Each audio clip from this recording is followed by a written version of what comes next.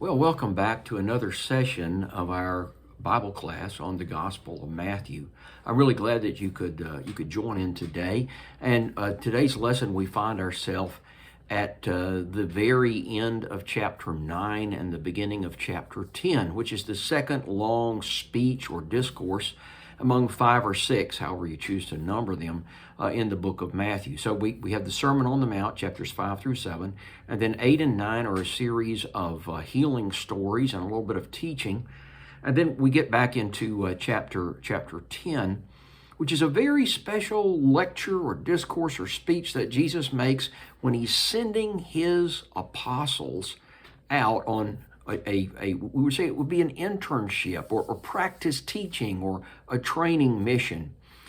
Jesus, I think, we say he's the greatest teacher of all time, and he really believed in laboratory as well as a lecture. He really believed in on-the-job training. We'd say hands-on experience is the best way to learn, and so the disciples have been with him in a large group, kind of traveling around from place to place, hearing his teaching, witnessing his miracles, seeing his interaction with his enemies, his opponents, his critics. And then he sends them out on their own.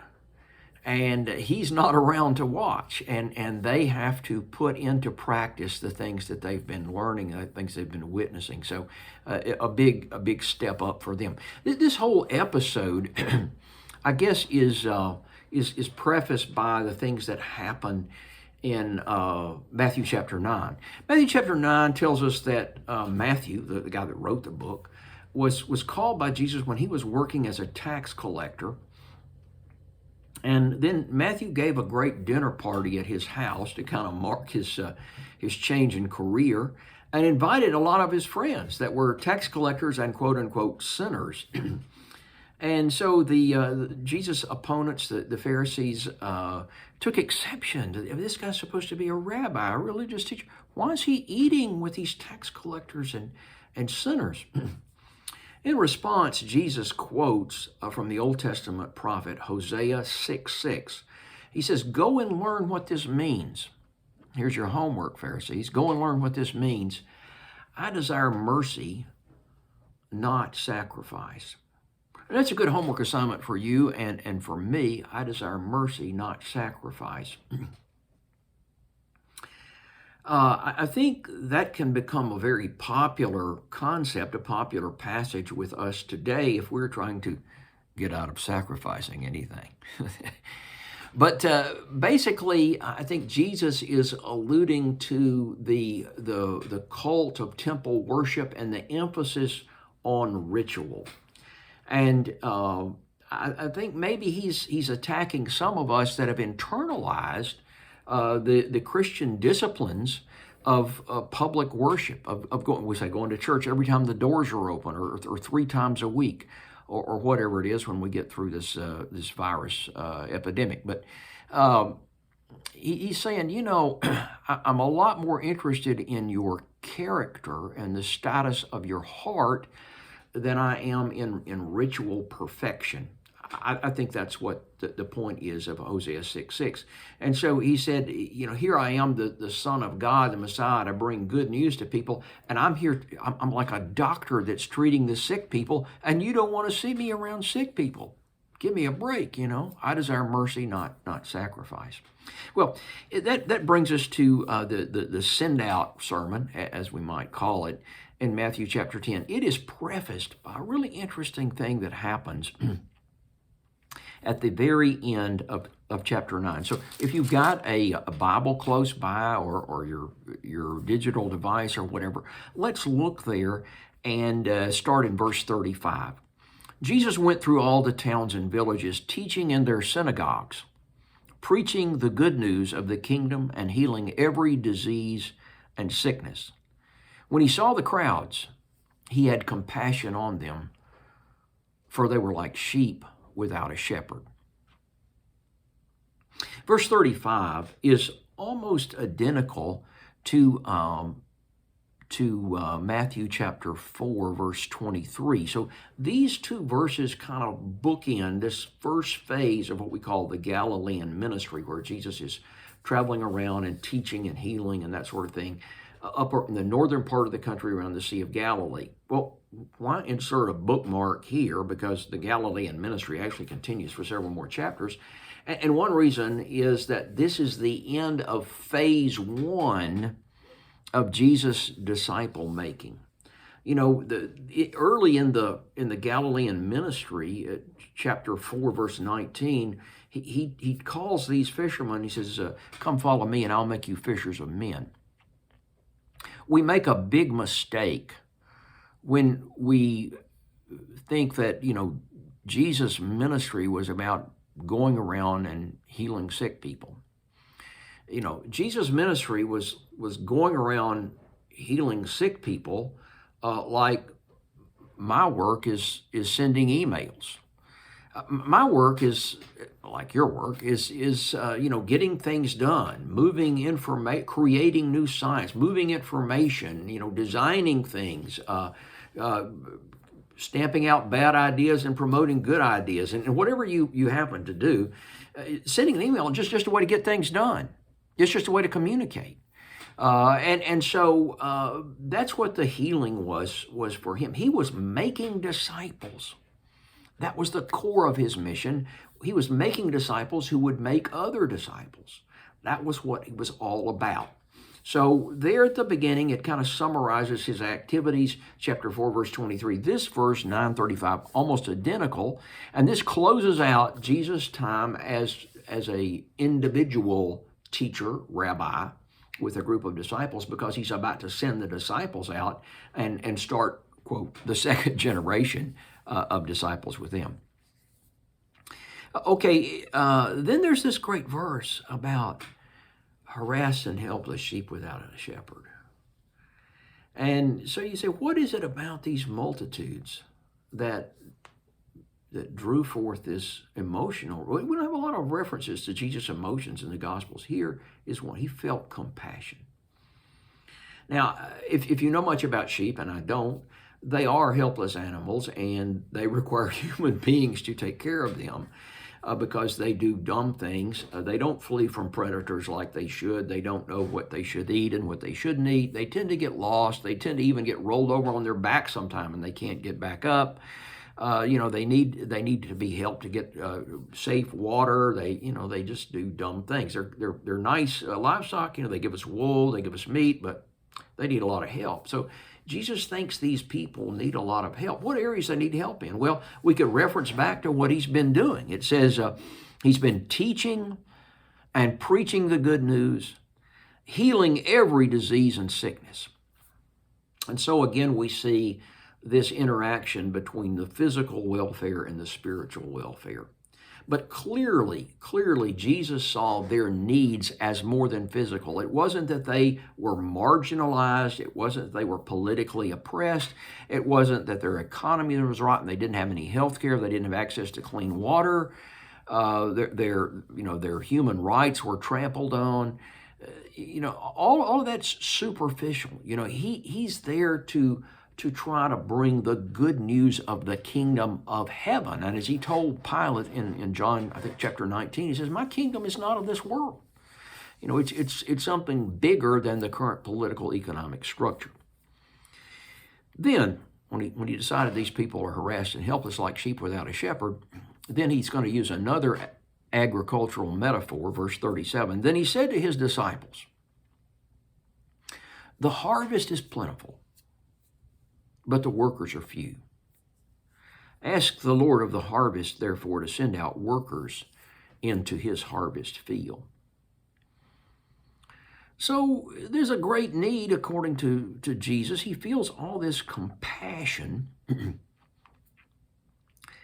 And so we need a program. We need a school to train preachers. We need to overthrow the government. We need this. We need that. Instead, he instructs his disciples to pray to God to send out laborers into the harvest field.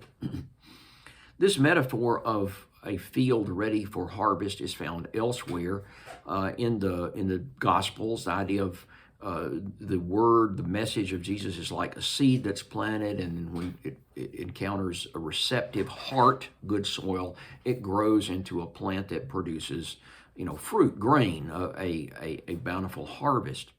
And so there's some lessons I think we can draw from this metaphor, this mini parable, if you want to call it that. First of all, is that it's a limited time opportunity. And anybody that knows much about agriculture will tell you when the cotton bolls open, when the wheat is ripe, when the soybeans fill up those pods, it's time to get out there. And if the fields get too wet and they can't get the combines across the fields, that's really bad news. They can't get the cotton picker out there because it's just too muddy. That's bad news because the crop is prone to spoil. And so you want to get that crop in. One thing I used to do research for the U.S. Department of Agriculture, and I used to tell my colleagues, we're like farmers, because all the work a farmer does goes for nothing if they don't get the crop harvested. That's the only time they get paid. They don't get paid to plow. They don't get paid to put on, herbicide or insecticide. They don't get paid to plant. They don't get paid to cultivate. They don't get paid for any of it. They just get paid when they take the crop to the elevator or the mill or wherever they sell it. That's when they get paid. And so we need to focus on the end goal. And all these other steps along the way are just steps to get to the end goal. And so that's a great thing for us to think about in spreading the good news and spreading the message. What is our end goal? It should be to make other disciples, making people feel good, creating a positive impression of our church or our church congregation, just doing good to hungry people and sick people. This is all part of the Lord's work, but our end goal is to make disciples. So Jesus said, the way we're going to solve this problem is we're going to pray to God about it. But watch what happens, the way that prayer gets answered. In chapter 10, verse 1, he called his 12 disciples to him and gave them authority to drive out evil spirits and to heal every disease and sickness. And so we again see this, the divinity of Jesus, who's not only able to do miracles himself, but he's able to give authority to other people to do miracles. Now that's really something special. And then he gives a list of the 12 here. But interesting thing, they're disciples in verse 1. And verse 2, they're apostles. What's the difference between a disciple and apostle? It's easy to get this. You talk about the 12 disciples, the 12 apostles. It gets, it's confusing. There are 4 lists, by the way, of these 12 in the Bible. There's Matthew, Mark, Luke, and in the book of Acts. And there's slight differences, but basically they're the same. These are the names of the 12. Oh, I need to talk about this a little more. So there's an apostle and a disciple. Apostle and disciple. A disciple is a student, a learner, a follower, someone who wants to learn from the teacher and wants to become like the teacher. So they're both a student and an imitator. That's a disciple. Now, just for the record, in the Bible, there are no Christians who are not disciples. I've heard people preach on, wouldn't it be great if all Christians were disciples? Because they read, say, Luke 14, this place right here, Matthew chapter 10, it talks about the high level of commitment Jesus required of his disciples. And the idea is that we can be Christians and not have that high level of commitment. The word Christian only appears 3 times in the New Testament. And the first time it appears is in Acts chapter 11, where it says the disciples were first called Christians in Antioch. And evidently, Christian was kind of a disparaging term that was used by outsiders. So in the Bible, the disciples are all, it's very fundamental. All the Christians are disciples. Some people choose to call them Christians, but they realize that they are disciples. And I hope it's the same for you. I hope you count yourself as a disciple, a baptized believer. So at any rate, what's an apostle? Apostle is a person who's sent with a specific message. It's an envoy, an ambassador. It's a representative of a greater authority that has a special message. So lots of disciples, but only 12 were selected. Mark says he called the ones he wanted, and he named them or designated them apostles. First, Simon, who is called Peter, that was his nickname, his brother Andrew, James, the son of Zebedee, and his brother John, Philip and Bartholomew, Thomas and Matthew, the tax collector, James, son of Alphaeus, and Thaddeus, Simon the Zealot, and Judas Iscariot, who betrayed him. This list of 12 names is organized in 6 pairs. You notice they're joined by the and. So there are 6 ands, Peter and Andrew, James and John, and so forth and so on. The first 4 are the first 4 that were called back in chapter 4. They're fishermen and perhaps business partners. Matthew identifies himself as a tax collector, which is not exactly something you want on your resume if you're going to be a Jewish religious leader. There is a great deal of diversity in this group, although they apparently are all Jews. Philip is kind of a Greek name, but some Jews had Hellenistic or Greek names. Matthew, as we said, is a tax collector. Simon is a zealot. And we're not sure exactly what's meant by that, but we do know there was a group of people about that time that we would describe as being hardcore, maybe even terrorists, who were Jews that wanted to kill Romans and anybody that collaborated with the Romans, like tax collectors, for example. So we would say that Jesus has both red and blue political leanings in his group of 12, and somehow they became one and had one purpose with him. Very humble, uneducated, we might say, fishermen, and then others perhaps that are better educated, like Matthew. At any rate, these 12 Jesus sent out with the following instructions. And so we begin his great cost of discipleship discourse in verse 5, and it goes all the way down to verse 42 at the end of the chapter.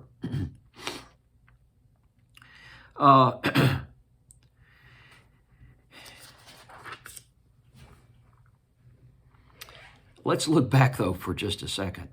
Jesus said, let's pray to God to send out laborers in his heart. There's so many people that need God, that need this message about the kingdom of heaven. What are we going to do? He says, let's pray about it. The next thing he does is just, guess what?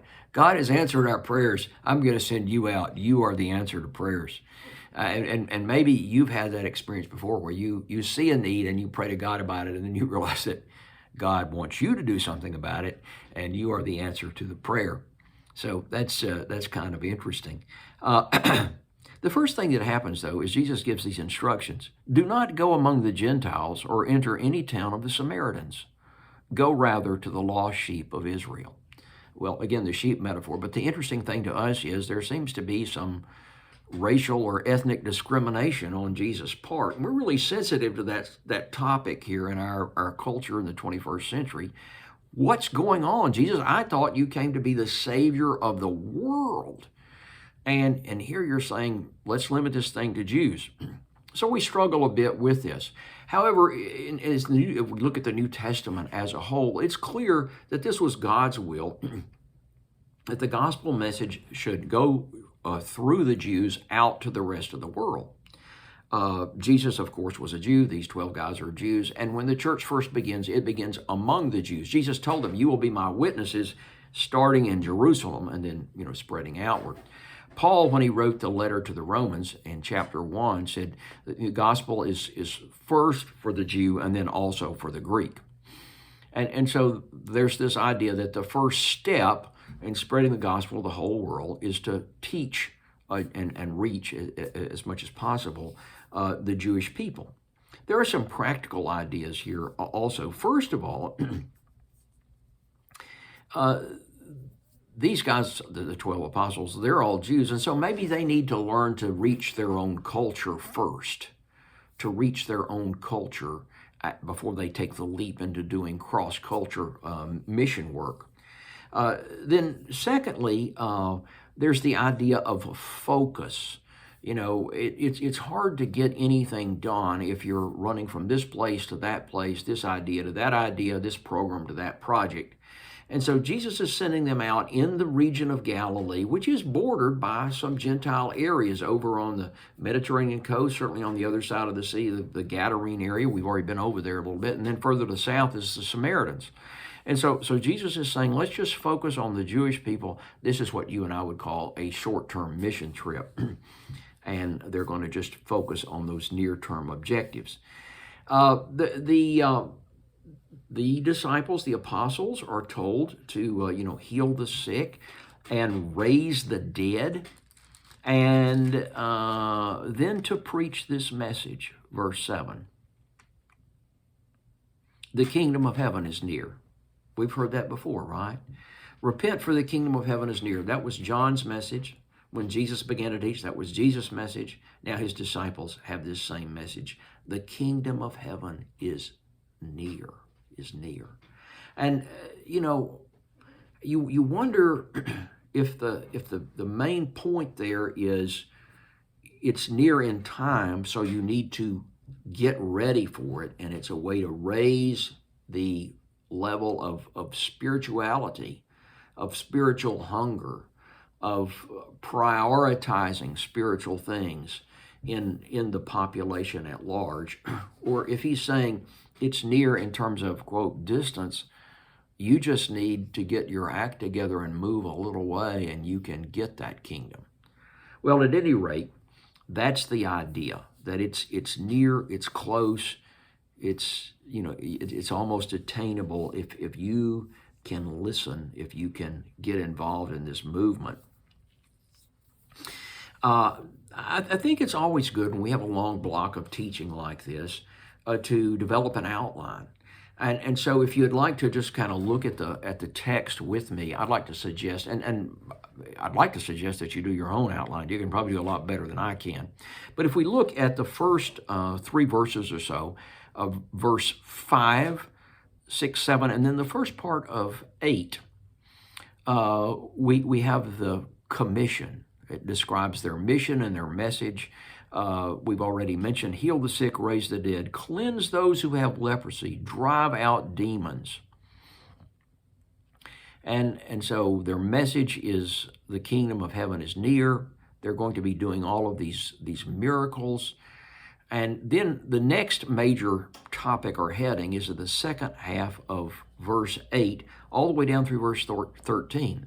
And that has to do with money, money, money. You can't have religion. You can't have church without money. Now, the people have noticed long before me that the mixture of religion and money tends to be volatile, and there's so much room for abuse. And so Jesus gives them really practical instructions here. He says, "Freely you have received, freely give." In other words, you don't charge to heal blind people. If somebody wants to give you $1,000 to come and raise their dead child you don't take the money, okay? He said, if people are willing to say, we really like your teaching, will you just stay here and be our teacher always? We can be our preacher and we'll pay you every week. He said, no, don't take any money for it. However, he said, people should and can give you a place to stay and food to eat and take care of your basic needs. And to that end, he told them to travel light, Do not take along any gold or silver or copper in your belts. Take no bag for the journey, or extra tunic or sandals or a staff, for the worker is worth his keep. It was fine for them to get physical, material assistance as their keep. I think this is an interesting instruction, and I don't think it applies to Christians today verbatim, but the concept of traveling light and not having things that are a barrier between you and others. They would be forced to interact socially because they would have to accept help from other people. So they couldn't just go off and hide in a corner by themselves. Whatever town or village you enter, search for some worthy person and stay there at his house until you leave. Somebody may say, why don't you come over to our house? We've got a pool, we've got a pool table. No, no. He says you find some good spiritual person, you stay with them and don't move around from place to place. Then starting in verse 14 through 23, he gives them detailed instructions about handling rejection and persecution. And the latter part of this, verses 17 through 23, sounds a lot like what goes on in the book of Acts. He talks about being hauled before or brought before governors as kings as witnesses to them. We don't see that happening here in what we call the limited commission. As the Christians fulfill the Great Commission in the book of Acts, it does happen quite a bit. And so we're wondering if Jesus is looking ahead to that time, or perhaps Matthew is compiling instructions for Christian disciples that are useful to us through time. He gives them a great piece of advice, though. He says, first of all, if anyone will not welcome you or listen to your words, shake the dust off your feet when you leave that home or town.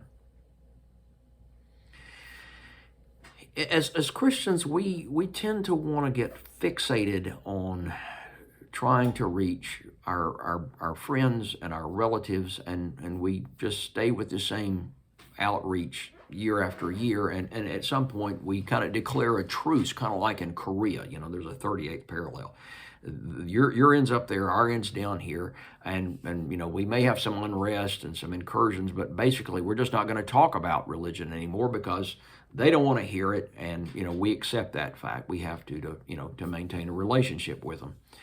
And what Jesus is saying here is it's not for everybody. Following me is not, my message is not for everybody. And so when people let you know that they're not interested, then go on to the next person. Don't continue to focus just on this person that's rejected your approaches. Find somebody else to reach out to. Secondly, he says, I'm sending you out like sheep among wolves. We're getting the sheep big time in this section. I'm sending you out like sheep among wolves. Therefore, be as shrewd as snakes, but as innocent as doves. We really need to hear that. I think the tendency, at least for me, is to be as shrewd as a dove and as innocent as a snake. And Jesus wants us to do just the opposite. He says you don't need to be naive about people and their tendency to be dishonest, their tendency to be selfish, their tendency sometimes just to be cruel and brutal. On the other hand, you're not gonna live that way.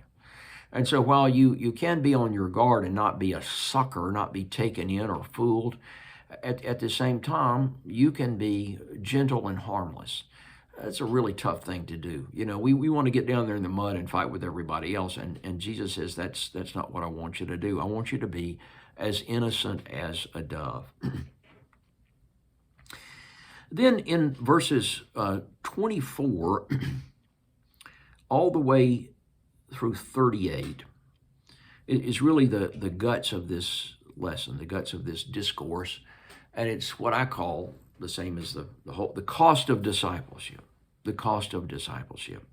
Actually, there's a pretty strong cost statement in the previous section where he says, brother will betray brother to death, and a father his child, and children will rebel against their parents and have them put to death. The kind of conflict, the kind of social conflict because of the message of Christ and the cross of Christ boggles our minds. I think certainly today there are parts of the world where people are living under totalitarian dictatorships or under, frankly, Islamic governments, strict Islamic governments, where people face tremendous opposition and persecution because of their Christian faith. And this may resonate more strongly with him than it does us here in the West in a hopefully freer, more pluralistic society. There may come a time when we will face this level of persecution, and it may tear apart our family relationships. And so that's something that we have to be aware of. If it costs that much, are you willing to pay it? and hopefully all of us will be willing to pay it. But then in the main section I've been trying to get to here, 24 through 38, is the cost of discipleship. Now here's something we need to hear. Jesus said, a student is not above his teacher, nor a servant above his master. Well, duh, you know. Well, duh, you know. You don't send 8-year-old Susie to school to tell the teacher how to teach the 3rd grade. Not a good idea, you know. And even graduate students may have to learn sometime that even though their old professor falls asleep in faculty meetings or whatever, he knows some stuff about their discipline that they need to learn too. A servant is not above his master. It is enough for the student to be like his teacher and the servant like his master. You know, if you can get up to the same level, that'd be pretty good, wouldn't it? If the head of the house has been called Beelzebub, how much more the members of his household? What is this all about? Well, we're going to get to this in chapter 12. We've already heard back in chapter 9 that Jesus' opponents said, well, the only way he can cast out demons is he's Satan. He's the prince of demons, and the demons obey him. Jesus ignores that, but he's going to give a very logical response in chapter 12. Beelzebul is just another name for Satan. It means the Lord of the flies, the Lord of everything that's rotten and nasty and unclean. That's what they're calling him. And he said, you know, if they call me that, if they call me the king of the nasty stuff, the king of the rotten, the king of decay, what do you think they're going to do to you? We get really offended and upset and brokenhearted when we encounter some opposition and some criticism for things we're trying to do. You know, when we try to do the right thing and life kind of blows up around us, we think, well, what kind of deal is this? And Jesus said, well, it's a Christian deal. That's what kind of deal it is, because, hey, you're my student, you're my follower, you're my household. And if they do this to me, if they nail me to a cross and put the king of the Jews, what are they going to do to the subjects of the king? You know, hello, you need to be prepared for this kind of opposition. He says something really hard for us to hear in verse 28. Do not be afraid of those who kill the body but cannot kill the soul. Rather, be afraid of the one who can destroy both soul and body in hell. Boy, that's a tough one. That's a really tough one. But then he says something very comforting and encouraging. Are not 2 sparrows sold for a penny? Yet not one of them will fall to the ground apart from the will of your Father, and even the very hairs of your head are all numbered. The very hairs of your head are all numbered. You know, God cares about you at a level that you and I can't even understand. And when it seems, send them out 2 by 2, all by themselves. No other Christian disciple. Nobody even knows who Jesus is. You're out here in this little place all by yourself. He said, you know, God really cares about everything that happens to you. He cares about every single thing that happens to you. You are worth more than many sparrows. So don't be afraid. You are worth more than many sparrows. So this section 5 through 38, we call the cost of discipleship. And then 39 through the end of the chapter, we talk about the rewards of discipleship. The rewards of discipleship. Whoever finds his life will lose it. And whoever loses his life for my sake will find it. And verse 42. And if anyone gives even a cup of cold water to one of these little ones, because he is my disciple, calls his disciples little ones, my children, I tell you the truth, he will certainly not lose his reward. Well, I haven't even read the whole lesson here, and so I'm leaving some stuff for you to do in your own personal study. to really read this and read like it's written to you. I would encourage you to do that. Jesus' great discourse in chapter 10. I'd like to suggest some things that you and I need to hear today, and some of this is review of things I've already said. Number one, it pays us to travel light. I think we can get so encumbered by things that need to be kept clean, that need to be, we need to change the oil in them. We need to, check the warranty, that we can just get encumbered in our lives. We can get what I call Walmart-itis. Our lives can be full of everything we get at Walmart. And so Jesus told his disciples, he sent them, I said, don't even take a bag. Hello. I can't imagine. Don't even take a bag, he said. The second thing is to focus on the message. The message. It's all about the message. And while good works and project and feeding the hungry and healing the sick, these things are great things to do. At the end of the day, the thing that changes people from unbelievers to disciples is the message. And so we need to make all the other things we do, building relationships, helping people that need help, servant to communicating the message. The third thing is shake the dust. If people don't want to hear the message, hey, when they asked Jesus to leave, he left, And so that's a point that we need to listen. He said, you're not going to finish going through all the towns of Israel before I get back again. He says there's plenty of other people that are interested and willing to hear what you have to say. And then finally, the section that I just emphasized, you're really special to God. You're really special to God. And if you're one of his disciples trying to spread the good news of the kingdom, he said, you're worth a lot more than many sparrows. And God keeps track of all his sparrows.